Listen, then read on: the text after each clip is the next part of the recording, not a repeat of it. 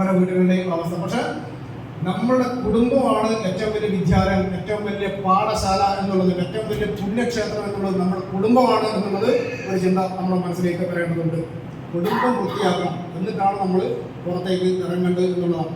നേരത്തെ പറഞ്ഞു അന്തഛിദ്രമുള്ള ഭവനം നിലനിൽക്കുകയില്ല എന്ന് പറയുന്നത് ഞാനല്ല, അത് ബൈബിൾ എഴുതി വെച്ചാണ്. കറക്റ്റാണ്. അന്തഛിദ്രമുള്ള ഭവനം നിലനിൽക്കുകയുള്ള നിങ്ങളുടെ വീട്ടിലുണ്ടാകുന്ന അസ്വസ്ഥതകൾ നിങ്ങളുടെ മക്കളെ തീർച്ചയായിട്ടും ബാധിക്കുന്നതാണ്.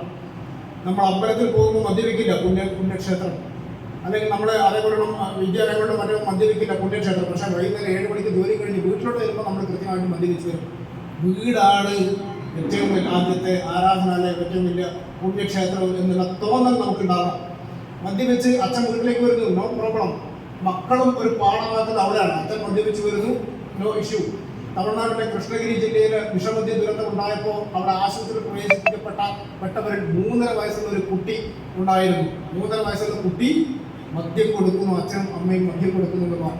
നമ്മൾ ആലോചിച്ച് നോക്കുക. ഞാൻ പറഞ്ഞ ചെറിയ ചെറിയ കാര്യങ്ങളാണ് നിങ്ങൾ പറയുന്നത്, പക്ഷെ അതിൻ്റെ ഡീപ്പായ മീനിങ് നിങ്ങൾ മനസ്സിലാക്കണം എന്നുള്ളതാണ്. കുടുംബം വൃത്തിയാക്കുക എന്നുള്ളത് തന്നെയാണ് ഏറ്റവും പ്രധാനപ്പെട്ട ഒരു കാര്യം. അതിനുശേഷം നമ്മൾ കൂട്ടായ്മയിലേക്ക് വരിക എന്നുള്ളതാണ്. കുടുംബത്തിലേക്ക് തന്നെ ഞാൻ തിരിച്ചു വരികയാണ്. ഏത് കേസ് പോലീസിന് മുമ്പിലുള്ള ഏത് കേസെടുത്ത് പരിശോധിച്ച് നോക്കുകയാണെങ്കിലും തറപ്പിച്ച് പറയാം, ആ കേസിലേക്ക് ഇവൻ ഒരുത്തൻ ഉൾപ്പെടുന്നുണ്ടെങ്കിൽ അതിനൊരു വേരുകളുണ്ടാവും. ആ വേര് അവൻ്റെ വീട്ടിലെ കലഹം, വീട്ടിലെ അസ്വസ്ഥത, വീട്ടിലെ വിഷമതകൾ ഇതൊക്കെയാണ് എന്നുള്ളത് അനുഭവിച്ച് അറിഞ്ഞ പഠിച്ച ആൾക്കാരാണ് പോലീസുകാർ. എത്രയോ കേസുകൾ പോലീസിന്റെ മുമ്പിൽ ഉണ്ട്. കുടുംബം എന്നുള്ളത് ഞാൻ നേരത്തെ പറഞ്ഞു, അതൊരു ആരാധനാലയമാണ്. ഈ ലോകത്തിലെ ഏറ്റവും വലിയ വിദ്യാലയം, ഈ ലോകത്തിലെ ഏറ്റവും വലിയ പാഠശാല അത് കുടുംബമാണ്. അവിടെ അധ്യാപകൻ ആരാണ്? നമ്മളെല്ലാവരും അധ്യാപകരാണ്. ആ കുടുംബത്തിൽ മാതാപിതാക്കൾ, കുട്ടികളിൽ നിന്നും നമുക്ക് മാതാപിതാക്കൾ പഠിക്കാനും. അതാണ് ഞാൻ പറയുന്നത്. കുടുംബം എന്നാൽ അവിടുത്തെ എല്ലാവരും അധ്യാപകരാണ് എന്ന് ഞാൻ പറയാൻ കാരണം അതാണ്. ഒരുപാട് പാഠങ്ങൾ നമ്മൾ അറിയാതെ അദൃശ്യമായി കുട്ടികൾക്ക് പറഞ്ഞു കൊടുക്കുകയും കുട്ടികൾ നമ്മളിൽ നിന്ന് കണ്ട് പഠിക്കേണ്ടതുണ്ട്. ഒരുപാട് പാഠങ്ങൾ. ആ പാഠങ്ങൾ കൃത്യമായിട്ട് നമ്മുടെ കുടുംബത്തിൽ നിന്ന് പറഞ്ഞു കൊടുക്കാൻ പറ്റുന്നില്ലെങ്കിൽ അവിടെയാണ് നമ്മുടെ കുട്ടികൾ വഴിമാറി പോകുന്നത് എന്ന് നമ്മൾ തീർച്ചയായും ശ്രദ്ധിക്കും. നിങ്ങൾ മനസ്സിലാക്കുക, ഈ സമൂഹം എന്നുള്ളത് ഒരുപാട്, ഈ സമൂഹത്തിൽ പുറത്തേക്ക് ഇറങ്ങി നോക്കിയാൽ ഒരുപാട് അദൃശ്യമായിട്ടുള്ള കഴുകന്മാർ ഈ ആകാശത്തുണ്ട്. അവർക്ക് റാഞ്ചിക്കൊണ്ട് പോകാനുള്ളത് നമ്മുടെ മക്കളെയാണ്.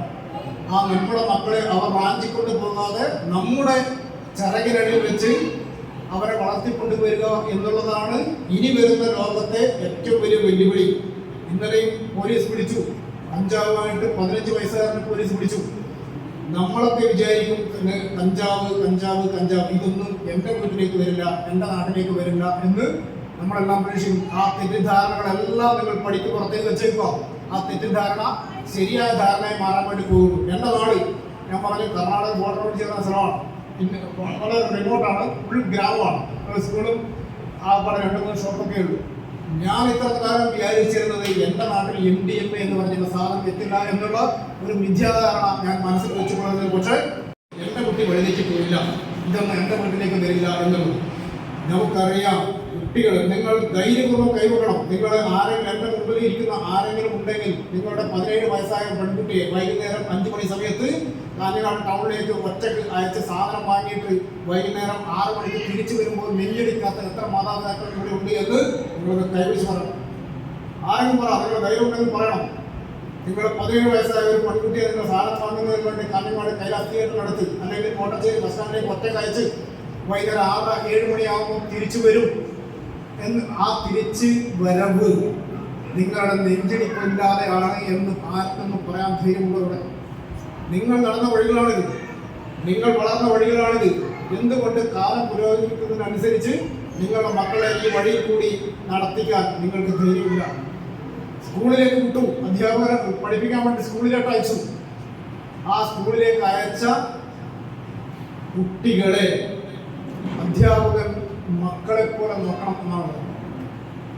തൻ്റെ മക്കളെ പോലെ വളർത്തണം എന്ന്, ഈ കുട്ടികളെ തൻ്റെ മക്കളെ പോലെ വളർത്തണം എന്നാണ് സങ്കല്പം. സ്വന്തം മക്കളെ എങ്ങനെയാണ് നോക്കുന്നത് അതുപോലെയാണ് ഈ മക്കളെ നടന്നത്.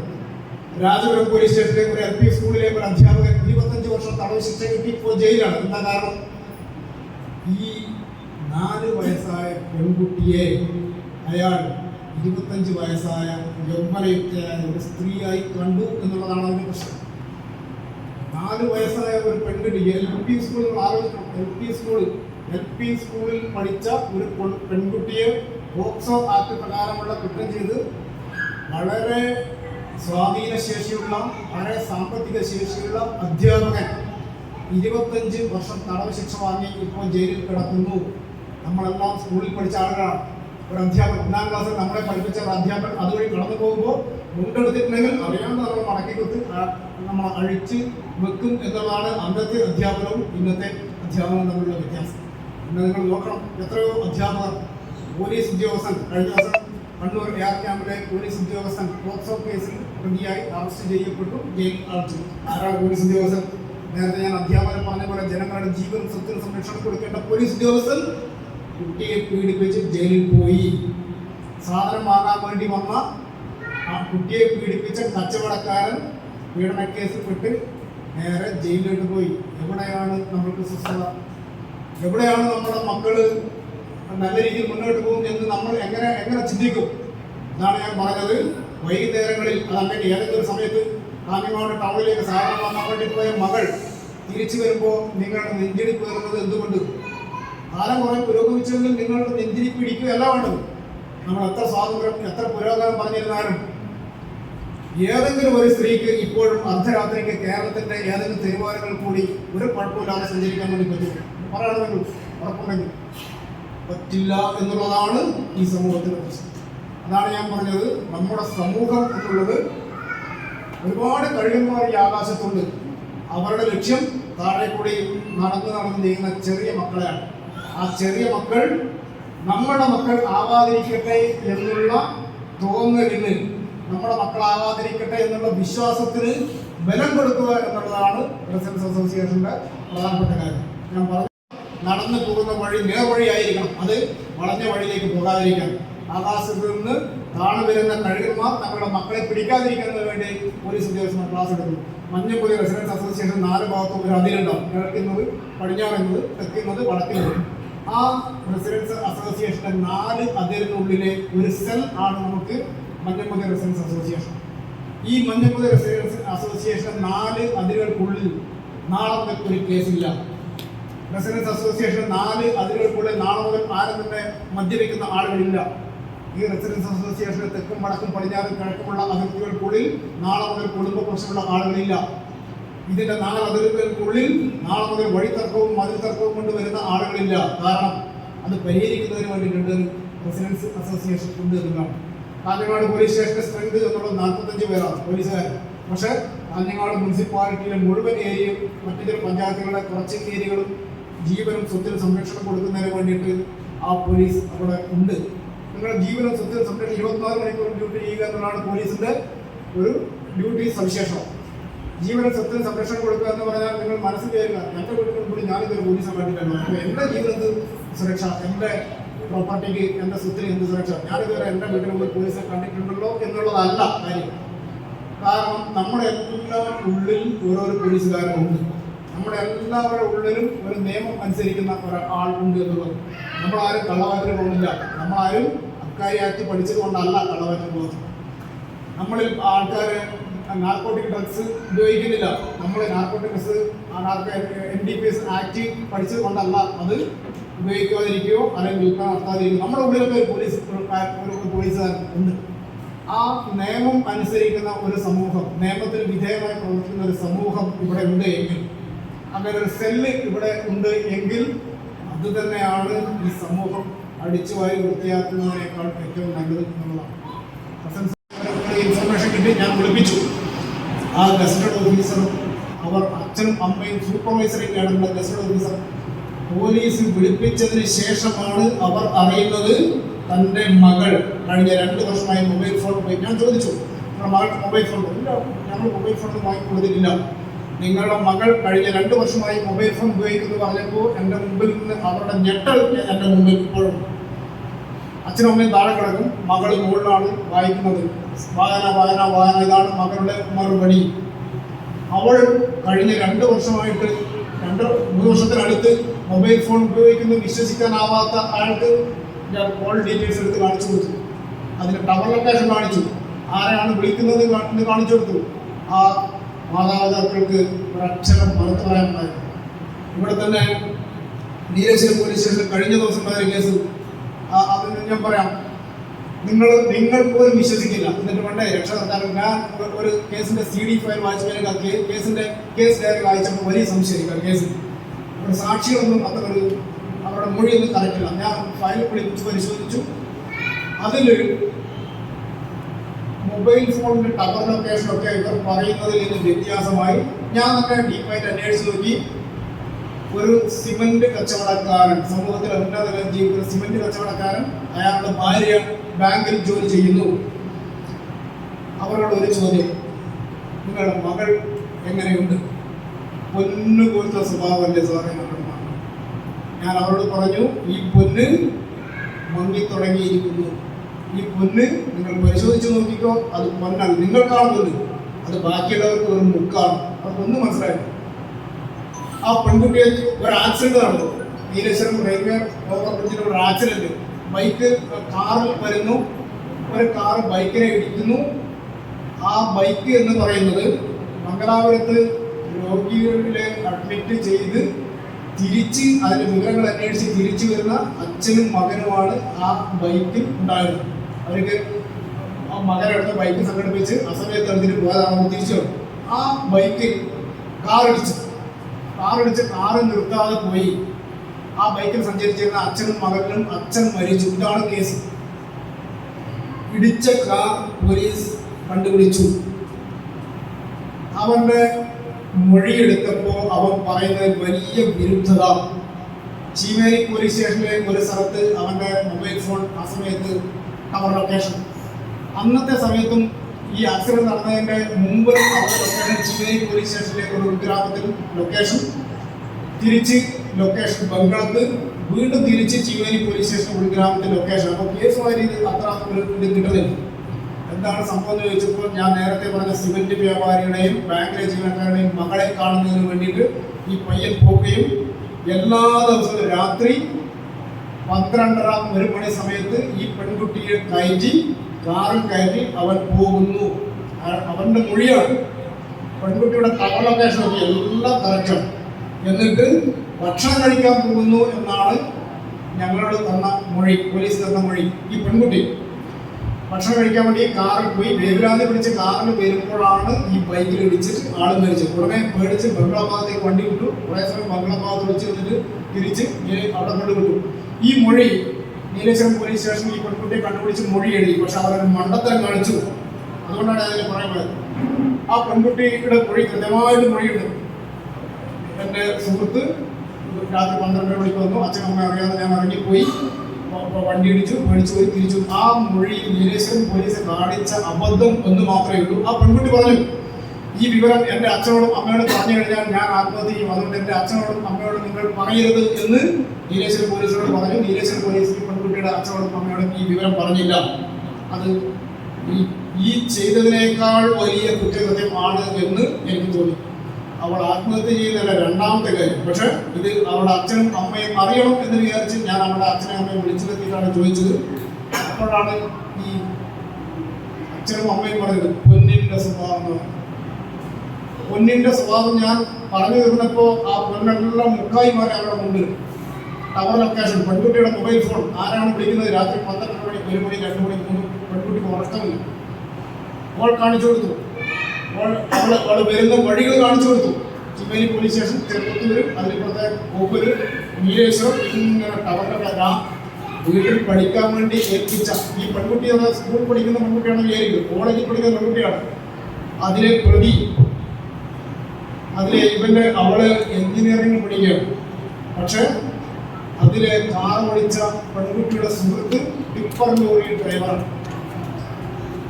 അവരൊക്കെ എല്ലാം കാണിച്ചു കൊടുത്തപ്പോ എന്റെ പോലീസ് സ്റ്റേഷനിൽ എന്റെ ഇരിപ്പിടത്തിന് മുമ്പിൽ ഒരു ഹാർട്ട് അറ്റാക്കിന് ഞാൻ സാക്ഷിയാവേണ്ടി വരുമോ എന്ന് ആ പെൺകുട്ടിയുടെ അമ്മ അവിടെ പറഞ്ഞിട്ടുണ്ട്. ഞാൻ അവരെ വിളിച്ചപ്പോൾ അവർ ഭാഗ്യത്തിന് അവർ കാറിൽ ഈ കാഞ്ഞങ്ങാട് പോലീസ് സ്റ്റേഷൻ പരിസരത്തുണ്ട്, എന്താ സാധനം വാങ്ങാനുണ്ട്. ഉടനെ പോലീസ് സ്റ്റേഷനിൽ ഞാൻ എല്ലാം കാണിച്ചു കൊടുത്തപ്പോൾ ആ ആ പെൺകുട്ടിയുടെ അമ്മ എൻ്റെ ഓഫീസിന് മുമ്പിൽ ബോധം കിട്ടും. ഓഫീസിൽ എൻ്റെ ഇരിപ്പിടത്തുണ്ട് ബോധം കിട്ടും. ഞാൻ അവർ വെള്ളമൊക്കെ കൊടുത്തു, വെള്ളമൊക്കെ ശരിയാക്കി. നിങ്ങൾ വിചാരിക്കുന്നു ഇതൊന്നും എൻ്റെ വീട്ടിൽ വരില്ല എന്നുള്ളതാണ്. അതെല്ലാം മാറ്റി വെക്കുക.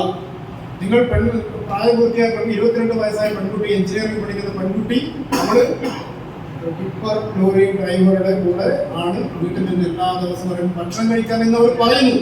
ഇരിക്കുന്ന മക്കൾ, എൻ്റെ മുമ്പിൽ ഇരിക്കുന്ന അധികം സ്ത്രീകൾ, നിങ്ങളുടെ ഒരു കണ്ണ് ഒരു കണ്ണല്ല, സിനിമയിൽ പറഞ്ഞാൽ 2 കണ്ണും അതല്ല. അതാണ് പറയുന്നത്, നിങ്ങളുടെ മക്കളെ നിങ്ങൾ കൃത്യമായിട്ട് നിരീക്ഷിക്കണം എന്നുള്ള. സ്കൂൾ ബാഗ് എടുത്തിട്ട് നിങ്ങളൊന്ന് പരിശോധിക്കണം, നിങ്ങൾ എവിടെയാണ് പോകുന്നത് എന്ന്. നിങ്ങളുടെ കുട്ടി സ്കൂളിലേക്ക് തന്നെയാണോ പോകുന്നത്? മുമ്പിലിരിക്കുന്ന ആളുകൾ എത്രയോ കുട്ടികളുടെ മാതാപിതാക്കളാണ്. നിങ്ങളൊന്ന് സ്വയം മനസ്സിലേക്ക് ചോദിച്ചു നോക്കുക എന്ന് നിങ്ങൾ എത്ര ടീച്ചർമാരെ പഠിച്ചിട്ട് അന്വേഷിച്ചിട്ടുണ്ട്? നമ്മൾ അന്വേഷിക്കണം. എൻ്റെ പോലീസാണ്, നമുക്ക് ഒരുപാട് തിരക്കുകളാണ്, ഒരുപാട് ശ്രദ്ധിക്കാൻ പറ്റാറില്ലായിരിക്കും. ഞാൻ MA B.Ed ആണ്, സെറ്റാണ്, പക്ഷെ ഒരക്ഷരം എനിക്ക് പഠിപ്പിക്കാൻ വേണ്ടി പറ്റാറില്ല. ഞാൻ അധ്യാപകനാവാൻ ആഗ്രഹിച്ച പുസ്തകങ്ങളുടെ മുമ്പിൽ വെച്ചാൽ ഒരു പ്രാവശ്യം ഞാൻ ലോക്കലിൽ നിന്ന് മാറി സ്പെഷ്യൽ വീക്കിലേക്ക് വന്നു, തിരക്ക് കുറഞ്ഞു. അപ്പോൾ ഒരു പ്രാവശ്യം ഞാൻ വിചാരിച്ചു, അപ്പോൾ വൈഫിൽ എപ്പോഴും പരാതിയാണ്, നിങ്ങളുടെ മക്കളെ വിദ്യാഭ്യാസം ഒന്നും നോക്കുന്നില്ല എന്ന്. പോരാട്ടം എന്നുള്ളതാണ്. ലഹരിയാണ് അടുത്ത കാലത്ത് നമുക്ക് ഫേസ് ചെയ്യാനുള്ള ഏറ്റവും വലിയ ഒരു ബുദ്ധിമുട്ടുകൾ. അത് നമ്മൾ ഫേസ് ചെയ്തേ പറ്റും. ആ ഫേസ് ചെയ്ത് ഞാൻ പറഞ്ഞു, നമ്മുടെ നിരീക്ഷണം, അത് റെസിഡൻസ് അസോസിയേഷൻ്റെ ഈ കൂട്ടായ്മ, അത് നിങ്ങൾ തീർച്ചയായിട്ടും പോയിരിക്കും. കൂട്ടായ്മകൾ ഞാൻ പറയാം, റെസിഡൻസ് അസോസിയേഷൻ്റെ ഞാൻ 43 കളന്മാരെ പിടിച്ചെന്ന റെസിഡൻസ് അസോസിയേഷൻ നിങ്ങൾക്ക് ചെയ്യാൻ ഒരുപാട് വഴികൾ, ഒരുപാട് മാർഗങ്ങൾ ഇവിടെയുണ്ട്. നിങ്ങളുടെ റെസിഡൻസ് അസോസിയേഷൻ്റെ ചെറിയ ഒഫൻസുകൾ, ചെറിയ കുറ്റകൃത്യങ്ങൾ, ചെറിയ കാര്യങ്ങൾ നിങ്ങൾക്ക് റെസിഡൻസ് അസോസിയേഷൻ്റെ ഉത്തരവാദപ്പെട്ട ആൾക്കാരെ വിളിച്ച് നിങ്ങൾക്ക് സംസാരിച്ച് നിങ്ങൾക്ക് തന്നെ പരിഹരിക്കാവുന്ന കാര്യങ്ങളുണ്ട്. ഇതുപോലുള്ള ബോധവൽക്കരണ ക്ലാസ്സുണ്ട്. ഒന്നുമില്ലെങ്കിലും അയൽവക്കത്ത് താമസിക്കുന്നത്, അല്ലെങ്കിൽ ഇതിൻ്റെ അതിർത്തിയുള്ള താമസം, പണ്ട് 5 കിലോമീറ്റർ അപ്പുറത്തുള്ള ആളുകളെ നിങ്ങൾക്കറിയാം. ഇന്ന് 5 മീറ്റർ അപ്പുറത്തുള്ള വീട്ടിനപ്പുറത്ത് ആരാണ് താമസിക്കുന്നത് എന്ന് നിങ്ങൾക്കറിയാം. അതെനിക്ക് തന്നെ ഇപ്പം ബുദ്ധിമുട്ട്. ഞാൻ 2 മാസം കൂടുമ്പോൾ എൻ്റെ നാട്ടിൽ പോകും, മലയോരത്തെ നാട്ടിൽ പോകും. അന്ന് ആ നാട്ടിൽ ഉള്ള കടവരാന്തയിലൊക്കെ അന്ന് ഇരുന്നവൻ ആരാണ് എന്നും അവൻ്റെ അച്ഛൻ ഇന്നവരാണെന്ന്, അവൻ്റെ അച്ഛൻ്റെ അച്ഛൻ ഇന്നവരാണ് എന്നും നമുക്ക് അന്നറിയുന്നു. ഇന്ന് ഞാൻ എൻ്റെ നാട്ടിലെ മലയോരത്തെ ഗ്രാമത്തിലേക്ക് പോയി കഴിഞ്ഞാൽ, റെസിഡൻസ് മലയോരത്തെ ഗ്രാമത്തിലേക്ക് പോയി കഴിഞ്ഞാൽ ആ കടയിൽ ഇരിക്കുന്നത് ആരാണ് എന്ന് അവൻ ആരുടെ മകനാണ് എന്ന് എനിക്ക് അറിയുന്നില്ല. ഞാൻ ആ നാട്ടിലൊരു ഗസ്റ്റാണ്, ആ നാട്ടിൽ ഒരു ഗസ്റ്റായി മാറിയിരിക്കുന്നു. നമുക്ക് അറിയുന്നില്ല. അത് ഗസ്റ്റ് പറയുമ്പോൾ തീർച്ചയായിട്ടും നമ്മൾ ഇപ്പോൾ ജോലിയുടെ ഭാഗമായിട്ട് നാട്ടിലേക്ക് പോകുമ്പോൾ ഗസ്റ്റ് തന്നെയാണ് എന്ന് നമുക്കത് ഫീൽ ചെയ്യുന്നു. കാരണം വീട്ടിൽ പോലും ഗസ്റ്റാണ്. 2 മാസം ജീവിച്ചു വരുന്ന ആൾക്കാരാണ് നമ്മൾ. 5 പേർക്ക് ഒരേ സമയം കാര്യസാധ്യത വേണ്ടി എന്ത് ചെയ്യുമ്പോഴാണ് നമ്മുടെ സംശയം. നമ്മൾക്ക് വേണ്ടിയല്ല, നമ്മൾ ഒരിക്കലും വരാനില്ലാത്ത ഒരു അതിഥിക്ക് വേണ്ടി, അല്ലെങ്കിൽ ഒരു ബന്ധുവിന് വേണ്ടിയിട്ട് അനുസരിച്ച് ജീവിക്കുന്നു എന്നുള്ളതാണ്. നമ്മുടെ മക്കളെ പഠിപ്പിക്കുന്ന കോഴ്സ്, ആ കോഴ്സ് ആദ്യത്തെ ഒരു ദൂർവ്യം നമ്മളാണ് ആ കുട്ടികളെ പഠിപ്പിക്കുന്നത്. എന്നെ പറ്റിച്ചത് ഒരു രാഘവമാഷാണ്. അച്ഛൻ പറഞ്ഞു, കോളിക്കര രാഘവമാഷ മോള് TTCക്ക് പോയേ, അവള് നീയും TTCക്ക് പോയിരുന്നു. അങ്ങനെ ഞാൻ TTCക്ക് പോയി. പടന്നക്കാട് TTC കഴിഞ്ഞു. TTC കഴിയുമ്പോഴത്തേക്കും പിന്നെ അന്ന് TTC കഴിഞ്ഞവർക്കൊക്കെ വിവാഹ മാർക്കറ്റിൽ ഭയങ്കര ഡിമാൻഡാണ്. അതായത് TTCയുടെ സ്കൂളിൽ തന്നെ പിന്നെ ജാതിയൊക്കെ നോക്കാൻ വരും. ഈ ബ്രോക്കർമാരുടെ ഒരു സ്ഥലമാണ് BF സെൻറ്റർ, TTCയുടെ സെൻറ്റർ ഒക്കെ. അപ്പൊ പിന്നെ ഞാൻ എന്നോട് മത്സരിച്ചിട്ടാണ്. അതായത് പിന്നെ SSLC TTC എന്നത് മാത്രമേ ക്വാളിഫിക്കേഷൻ ഉള്ളൂ എപ്പോഴും എൻ്റെ ബയോഡാറ്റയിൽ. അപ്പൊ എനിക്കത് പോരാന്ന് തോന്നിയിട്ട് എന്നോട് മത്സരിച്ചിട്ട് തന്നെയാണ് ഞാൻ പിന്നീട് ഡിഗ്രി PG ഒക്കെ ജോലിയോടും കുടുംബത്തോടും ഒപ്പം എടുത്തു. പക്ഷെ നമ്മൾ പഠിച്ച സാഹചര്യമൊക്കെ മാറി. ഇന്നത്തെ കാലഘട്ടത്തിനെ കുറിച്ച് ഇവിടെ പറഞ്ഞു. അന്ന് 5ാം ക്ലാസ്സിൽ പഠിക്കുമ്പോൾ എന്നോട് എന്താകണമെന്ന ആഗ്രഹം എന്ന് ചോദിച്ചു കഴിഞ്ഞാൽ അങ്ങനെ പ്രത്യേകിച്ച് ആഗ്രഹമൊന്നുമില്ല. എന്താ, നല്ല കീറാത്ത പുസ്തകം കിട്ടണം, കീറാത്ത കുപ്പായിട്ട് നടക്കാൻ പറ്റണം, നല്ല മണമുള്ള ഭക്ഷണം കഴിക്കണം. ഞാൻ എൻ്റെ കാര്യമാണ് പറഞ്ഞത് കേട്ടോ. നല്ല മണമുള്ള ഭക്ഷണം എന്ന് പറയാൻ കാരണം, ഞങ്ങളുടെ വീട്ടിലെ അടുപ്പ് കത്തിക്കുമ്പോൾ ഇല്ലാത്തൊരു മണം അപ്പുറത്തെ വീട്ടിലെ സ്റ്റൗ കത്തിക്കുമ്പോൾ ഉണ്ടാകുന്നു.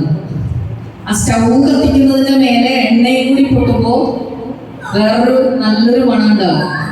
അപ്പൊ അത് എന്തിൻ്റെയാണെന്നൊന്നും എനിക്കറിയില്ല. പക്ഷെ എന്തോ ഒരു നല്ല മണമുള്ള ഭക്ഷണം അവിടെ ഉണ്ടാവുന്നുണ്ട്. അപ്പോൾ അന്ന് അതൊക്കെ ആഗ്രഹമുള്ളൂ. ദാരിദ്ര്യത്തെ മറികടന്നാൽ അത് നേടിയെടുക്കാൻ പറ്റുമെന്ന് പിന്നീട് അങ്ങോട്ട് മനസ്സിലായി. പഠിക്കുക എന്നുള്ളതായിരുന്നു അന്നത്തെ ഏറ്റവും പ്രധാനപ്പെട്ട. പക്ഷെ ഇന്ന് നമുക്ക് എന്തൊക്കെയോ കാര്യങ്ങൾ അറിയാം. പക്ഷെ ഇന്നത്തെ 5ാം ക്ലാസ്സുകാരോട് ചോദിച്ചാൽ ചിലപ്പോൾ നിങ്ങൾ അതിശയപ്പെട്ടു. ഇന്നത്തെ 5ാം ക്ലാസ്സുകാരോട് നിനക്ക് എന്താണ് ആവേണ്ടത് ചോദിച്ചല്ലോ. 15ാം വയസ്സിലും എന്നോട് ചോദിച്ചാൽ എനിക്ക് കൃത്യമായിട്ടുള്ള ധാരണയൊന്നുമില്ല. പക്ഷെ ഇന്നത്തെ 5ാം ക്ലാസ്സുകാരനോട്, ഒരു 10 വയസ്സുകാരനോട് നിനക്ക് എന്താവണം, അതിനെന്ത് പഠിക്കണം, അത് എവിടെ പഠിക്കണം, അതിന്റെ സാധ്യതകൾ എന്തൊക്കെയാണ് എന്നൊക്കെ ചോദിച്ചു കഴിഞ്ഞാൽ നിങ്ങൾക്ക് കൃത്യമായിട്ടുള്ള ഉത്തരം അവൻ തരും. മറ്റൊരു അന്തരീക്ഷത്തിലാണ് നമ്മുടെ കുട്ടികൾ വളരുന്നത്. പരസ്പര ബന്ധം, ഇപ്പൊ റെസിഡൻസ് അസോസിയേഷൻ ഒക്കെ ഉണ്ടാക്കുമ്പോൾ ആ ബന്ധങ്ങളൊന്ന് തിരിച്ചു പിടിക്കാൻ നമുക്ക് കഴിയണം. പഴയ ബന്ധം എന്ന് പറയുന്നത് നമുക്കറിയാം, മതിലുകൾ ഉണ്ടായിരുന്നില്ല അല്ലെ, മനസ്സുകൾക്കും ഉണ്ടായിരുന്നില്ല, വീടുകൾക്കും ഉണ്ടായിരുന്നില്ല. ഇപ്പുറത്തെ അടുക്കളയിലുള്ള ഇല്ലായ്മകൾ പരിഹരിക്കാൻ അപ്പുറത്തെ അടുക്കളയിൽ നിന്ന് വാങ്ങിക്കാൻ നമ്മുടെ അമ്മമാർക്ക് ഒരു മടിയും ഉണ്ടായിരുന്നില്ല. നമുക്ക് അത് വാങ്ങിക്കാൻ പോകാനും ഒരു മടിയുണ്ട് അല്ലെ. മീനൊക്കെ കൊണ്ടുവന്നു കഴിഞ്ഞാല് അപ്പോഴാണ് നമുക്ക് ഓർമ്മ വരിക, പുളിയില്ല. അപ്പൊ പറഞ്ഞേക്കെന്താ, അമ്മായിട്ടോട് പോയിട്ട് ഒരുകൂടെ പുളി മേടിച്ചു കൊടുത്തേ, ആളെ മേടിച്ചു കൊടുത്ത പോലെയാ പറയുന്നത്. നേരെ വിടുക അല്ലേ, അപ്പുറത്തെ അടുക്കളയിലേക്ക് പോവുക, അമ്മായിട്ട് ഒരുകൂടെ പുളി കൊടുക്കണോ. ഒരു ഉണ്ടാന്ന് പറഞ്ഞാൽ ഒരു കറിക്കുന്നതായിരിക്കും ഉദ്ദേശിക്കുക. അപ്പുറത്ത് ഒരു 1:30 കഴിഞ്ഞിട്ട് ആരെങ്കിലും വിരുന്ന് വന്നാൽ ഇപ്പുറത്താ വരില്ലാതെ അമ്പുഞ്ഞ് നേരത്തെ പുള്ളിയെന്ന് ചോദിക്കാൻ വരുന്നതായിരിക്കും. ആടെ കറിയെല്ലാം കഴിഞ്ഞായിരിക്കും. ഒരിക്കൽ നോക്കിയെന്നെ പോയിട്ട് ഇങ്ങനെ പറയാ വരുമ അല്ലേ, അവിടെ കറി കഴിഞ്ഞിട്ടുണ്ടാവും. ഒരു പിഞ്ഞാണം കറി അവിടെ കൊടുക്കേണ്ട ആവശ്യമുണ്ട്. ആ ബന്ധം ഉണ്ടോന്ന് എനിക്കറിയില്ല, ഇല്ല എന്ന് തന്നെ പറയാം. പരസ്പരം ചുറ്റുപാടുമുള്ളവർ, തന്റെ സമീപത്തുള്ളവർ ആര് എന്നറിയാൻ പോലും പലപ്പോഴും നമുക്ക് കഴിയുന്നില്ല എന്നുള്ളത്. ഈ റെസിഡൻസ് അസോസിയേഷൻ ഉണ്ടാക്കി നിങ്ങളുടെ കൂട്ടായ്മകൾ വളരുമ്പോഴെങ്കിലും ഈ കുട്ടികളെ നിങ്ങളോടൊപ്പം അല്ലാതെ നിങ്ങൾക്ക് കണ്ടാൽ തിരിച്ചറിയാൻ കഴിയുന്നുണ്ടെങ്കിൽ, ആ കുട്ടികളുടെ മാതാപിതാക്കളോടൊപ്പം അല്ലാതെ ആ കുട്ടികളെ മാത്രം കണ്ടാൽ ഇത് ഇന്ന വീട്ടിലെ ഇന്നയാളുടെ കുട്ടിയാണ് എന്ന് തിരിച്ചറിയാൻ നിങ്ങൾക്ക് കഴിയുന്നുണ്ടെങ്കിൽ നിങ്ങളുടെ അസോസിയേഷൻ കൊണ്ട്, നിങ്ങളുടെ കൂട്ടായ്മ കൊണ്ട് ഒരു വലിയ ഗുണം ഉണ്ടായി എന്ന് ഞാൻ പറഞ്ഞു. കാരണം പഴയ കാലത്ത് അങ്ങനെ തിരിച്ചറിയാൻ പറ്റിയിരുന്നു അല്ലേ. ബാംഗ്ലൂരിൽ എല്ലാ അവധിക്കും കഴിഞ്ഞ് വരുമ്പോഴത്തേക്കും ആ കുട്ടി പറഞ്ഞു, ഞാൻ അവൻ്റെ കൂടെ പോകുന്നു. നിങ്ങൾക്ക് തെറ്റു പറയാൻ പറ്റും. ആരാണോ അവർക്ക് വേണ്ടി സമയം ചെലവഴിക്കാൻ തയ്യാറാകുന്നത്, അവരോടൊപ്പം നിൽക്കാൻ തയ്യാറായില്ലെങ്കിൽ, അവരെ കേൾക്കാൻ ഒരു ഫോൺ റിങ്ങിനപ്പുറത്ത് ആരെങ്കിലും ഉണ്ടെങ്കിൽ, അവരുടെ വിളിക്കപ്പുറത്ത്. പുതിയ കാലഘട്ടത്തിലെ ജീവിതം എന്ന് പറയുന്നത് പഴയ കാലം പോലെ സുരക്ഷിതമല്ലാത്തൊരവസ്ഥയുമുണ്ട്. അതോടൊപ്പം തന്നെ സാങ്കേതിക വിദ്യയുടെയൊക്കെ വളർച്ച അവരെ വലിയ അറിവിന്റെ ലോകത്തേക്ക് കടത്തിവിടാനുള്ള സാധ്യതകളും ധാരാളമുണ്ട്. ഞാൻ വിചാരിക്കാറുണ്ട്, ഉക്രൈൻ യുദ്ധം ഉണ്ടായപ്പോ ഞാൻ വിചാരിച്ചത് ഉക്രൈനിൽ നിന്ന് പോയി പഠിക്കുന്ന കുട്ടികൾ നമ്മുടെ ഇവിടെ നിന്ന് ഉണ്ടാവില്ല എന്ന് വിചാരിച്ചിരുന്നു അല്ലേ. ഞാൻ ഇവിടെ തൊട്ടടുത്ത് ഇവിടെ വന്നു, ഒരു 12ഓളം കുട്ടികൾ, കാഞ്ഞങ്ങാട് നഗരസഭയ്ക്കകത്ത് തന്നെ 12ഓളം കുട്ടികൾ, അതിൽ 8 പേരും പെൺകുട്ടികളായിരുന്നു. ഉക്രൈനിലെ മെഡിക്കൽ വിദ്യാഭ്യാസത്തിന് വേണ്ടി പോയിട്ടുണ്ടായിരുന്ന കുട്ടികൾ, ആ യുദ്ധത്തിന്റെ സമയത്ത് തിരിച്ചു വന്നത്. അപ്പോൾ മുസ്ലിം പെൺകുട്ടികൾ ഉൾപ്പെടെ വലിയ സന്തോഷം തോന്നി. അങ്ങനെ എല്ലാ വിഭാഗത്തിലും പെട്ടിട്ടുള്ള, ഒരു കാലഘട്ടത്തിൽ വിദ്യാഭ്യാസത്തിനും അധികം പ്രാധാന്യം നൽകാതെ പിന്നോക്കം നിന്നിരുന്ന വിഭാഗം ഉൾപ്പെടെ, പെൺകുട്ടികളെ ഉൾപ്പെടെ നല്ല രൂപത്തിലുള്ള വിദ്യാഭ്യാസത്തിന് പ്രാധാന്യം നൽകിക്കൊണ്ട് മുന്നോട്ട് കൊണ്ടുപോകാൻ വേണ്ടി തയ്യാറാകുന്നു എന്ന്. അങ്ങനെ ഈ ഒരു